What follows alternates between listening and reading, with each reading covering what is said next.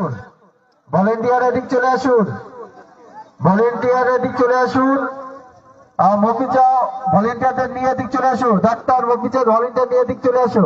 দ্বিতীয় semifinal match, এদিকে কিন্তু মোহামেডান স্পোর্টিং ক্লাব ইস্ট বেঙ্গল পরিত জার্সি পরে খেলছে। কালু, রাজ্জাক, সনিদা, সার্কিন্দা, সেই লেভেলের কিন্তু ম্যাচ। আমি বাবাইদাকে বলবো যারা খেলা বোঝে, এমন গুরুত্বপূর্ণ দুই দিকে দুটো গোল চার্জ লাগবে।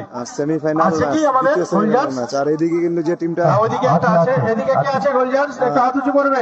রাজীব দাদের টিমটা, ডাক্তারবাবু রাজীব দা তুমি বসে যাও, তাহলে তুমি বসে যাও, বিদেশি প্লেয়ার আছে, বাবা তুমি বসে যাও। আনিস দা আছে, আমি অনুরোধ রাখছি একটু শুধু মাসুম দা গোলকিপার, গোল হচ্ছে কিনা বা লাইন অতিক্রম করছে কিনা, যে মাঝখানে যে দাগ দেওয়া আছে চুনে, এই দুটো ফলো করতে হবে। আর বক্সে কোনো অপ্রীতিকর ঘটনা ঘটলে সেখানে রেফারি হয়তো প্রয়োজন হতে পারে, তাই একটু সজাগ থাকবে। দুই গোল যাক, দ্বিতীয় সেমিফাইনাল পরস্পরের মুখোমুখি শানবেড়িয়া মোহামেডান স্পোর্টিং ক্লাব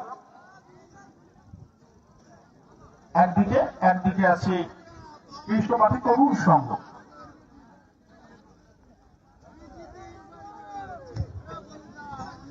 বাবলু দা হেরে গেছে।